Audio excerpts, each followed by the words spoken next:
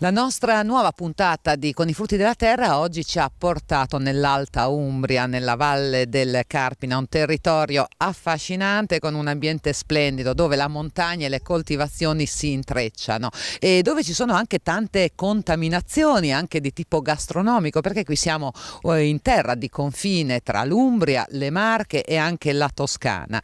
E praticamente qui sul crinale passa lo spartiacque tra il Tirreno e l'Adriatico, quindi è un territorio già di per sé affascinante. Siamo nel comune di Pietralunga, ospiti del bioagriturismo La Cerqua, che la famiglia Martinelli gestisce da oltre 25 anni, a dire la verità sono quasi 30 mi sembra, comunque da oltre 25 anni. Qui con me ci sono Gino e i figli Filippo e Armonia, Giuseppina Faloci che è dell'associazione della Valle del Carpina, che così ci racconterà anche qualche cosa di più di questi territori, e Zoe che abbiamo messo al guinzaglio perché se no è intemperante, non ci lascerebbe lavorare. Zoe, partiamo? Facciamo due passi? Ok, andiamo. Poi c'è anche il gatto di casa, ma io per cominciare la prima cosa, La Cerqua. Per voi che siete di questa zona è normale sapere perché si chiama La Cerqua, ma per chi non è umbro, marchigiano o toscano forse fa fatica. Perché? Cosa significa? La Cerqua è appunto il nome dialettale dell'albero, della quercia, è un nome che si usa un po' in tutta l'Italia centrale, quindi sì, Umbria, Marche, Toscana,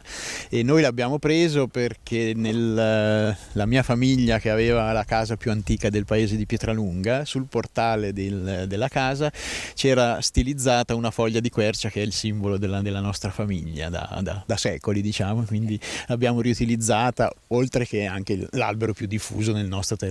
Insomma, qua il legame con gli alberi mi sa che è molto stretto, perché allora il nome della valle deriva in qualche modo dall'albero che è il Carpino. La Cerqua siete voi in agriturismo avete una serie di locali, di ambienti tutti con i nomi degli alberi, quindi insomma qua gli alberi sono giustamente una componente importante, anche perché a pochissima distanza insomma dalla famosa foresta di Pietralunga, e questo per raccontare un poco il territorio, ma poi ci arriveremo.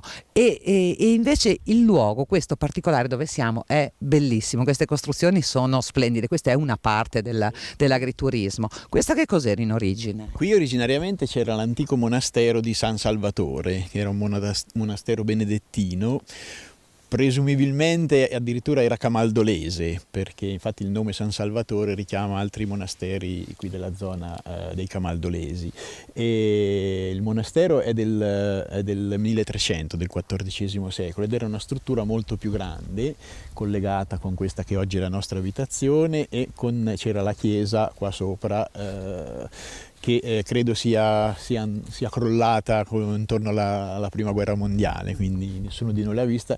Si dice che la campana sia ancora in essere, spostata nella chiesa più vicina qui di San Felice, a un paio di chilometri di distanza. E questo però dicevo è solamente una parte della vostra azienda, del vostro agriturismo, anche perché i terreni sono davvero tanti, le dimensioni sono grandissime. Sì, la nostra è un'azienda di oltre 100 ettari, di cui più della metà però sono appunto, come diciamo prima, di bosco. Noi abbiamo due complessi all'interno della fattoria, questo qui che è l'agriturismo vero e proprio, che è quello che è stato ristrutturato per primo appunto negli anni 90, e poi abbiamo l'altra parte che è il centro agricolo vero e proprio, dove abbiamo un altro casolare che funziona come fattoria didattica, dove tra l'altro ci sta aspettando Silvana, che è la moglie, con degli altri colleghi della zona, perché poi dopo vi racconteremo anche quelle che sono le tradizioni gastronomiche di questo territorio. Allora, intanto fa molto piacere avere i ragazzi qua con noi, perché significa che c'è comunque una visione che va avanti, quindi ci si prepara anche un passaggio generazionale, ci sarà chi porta avanti tutto questo lavoro, perché voi siete partiti nel 90, non era così scontato partire con delle ristrutturazioni o degli agriturismi in quell'epoca.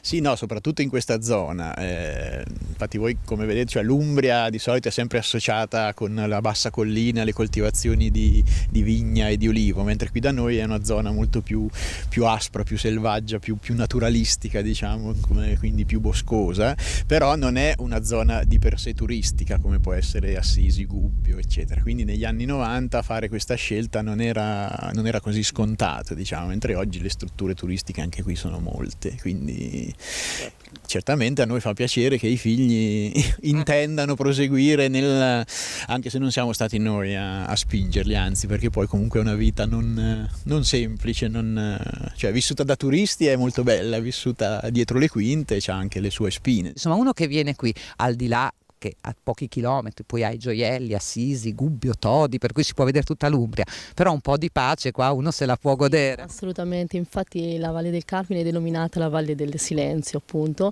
la Valle dei Colori, la Valle dei Sapori e degli antichi mestieri, quindi sapori che si possono appunto trovare nelle varie strutture appunto ricettive. Ancora ci sono le donnine di casa, quindi che hanno tramandato alle proprie figlie, quindi le varie tecniche per realizzare insomma i piatti più tipici, tradizionali, tra cui appunto la pasta fatta a mano. E poi abbiamo appunto anche molte ancora botteghe artigiane che portano avanti appunto questi mestieri antichi, quindi piccole botteghe di artigiani e quindi ecco, naturalmente cerchiamo di promuovere questa zona, questa oasi territoriale che è appunto incastonata in questo angolo di Umbria, e che quindi cerchiamo di promuovere quello che offre proprio il territorio, in alternativa molto spesso anche alle classiche mete turistiche insomma dell'Umbria, no? Per quelli che sono i vostri ospiti in agriturismo li accompagnate anche in giro? Organizziamo delle escursioni guidate sia a piedi che a cavallo, perché abbiamo poi anche cavalli, e infatti a questo proposito nel corso degli anni abbiamo riscontrato che una delle attività che più piace agli ospiti, soprattutto quelli stranieri, è questo discorso dell'autenticità, cioè le escursioni che noi organizziamo, io faccio da guida per quelle a piedi, spesso coinvolgono anche i cittadini del nostro territorio e quindi si viene a creare questa mescolanza fra i cittadini e i turisti che piace molto. Ma Zoe vi accompagna nelle... Zoe, sì. Non manca mai. La guida è lei, io sono aiuto guida. Aiuto guida, invece Zoe è lei che porta avanti tutto. Senti Armonia, una cosa, poi dopo ci spostiamo nella parte agricola. Com'è questa idea di portare avanti l'esperienza dei genitori? Un po' preoccupante, ma... Vabbè, ma ci sono loro, tutti i consigli ci sono. Loro sì, no, ma comunque noi ci siamo sempre vissuti all'interno abbiamo visto come funziona la vita, però ci affascinava magari anche portare avanti il territorio.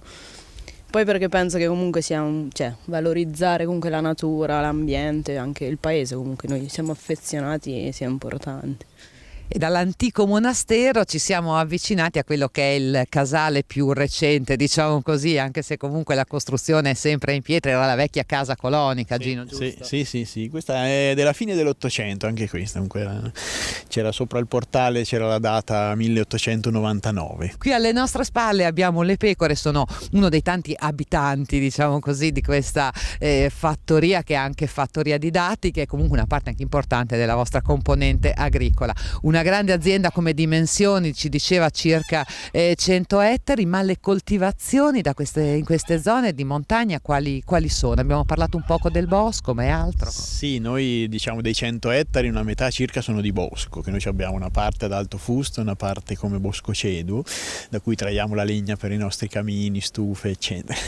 Poi abbiamo in prevalenza coltivazioni di cereali, adesso negli ultimi anni ci stiamo specializzando anche nelle varietà antiche che stanno tornando, il senator Cappelli del grano duro piuttosto che il gentil rosso, eccetera, e con quelli il prossimo step sarà quello di fare la pasta. Tutto quello che produciamo, sia la parte vegetale che la parte animale, noi abbiamo gli agnelli, abbiamo i maiali, abbiamo oche, anatre, eccetera, viene tutto reimpiegato tendenzialmente per l'alimentazione, ecco, degli ospiti. Esatto, di questa grande famiglia. Poi abbiamo visto i cavalli che lei prima ci diceva e appunto si fanno passeggiate, anche perché Pietralunghe, quindi questa è una tappa nei lunghi cammini anche spirituali del passato, quella che era un ramo della via Francigena da Vienna fino a Roma, ma non solo. Sì, noi abbiamo diversi sentieri proprio anche di interesse nazionale e internazionale. C'è il Sentiero Italia, che è quello che parte dalla Liguria e fa tutto il dorsale appenninica fino alla Calabria, che passa 4-5 km da qua.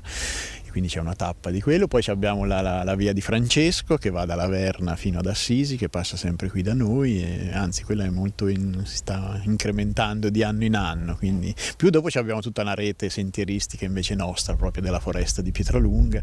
Ma in questi boschi funghi, tartufi se ne trovano? Sì, Tartufo, sì, si sa. La foresta di Pietralunga, diciamo, è il nucleo centrale del mercato di Acqualagna, no? È quello famoso, però i tartufi vengono la maggior parte da qua, quindi tartufo bianco nel periodo autunnale. Poi dopo abbiamo anche i funghi, i porcini, piuttosto che le russule o i chiodini. Sì, ogni stagione c'ha il suo, diciamo. Ecco, quando si parla di biodiversità è anche questo, è un valore aggiunto anche in tavola.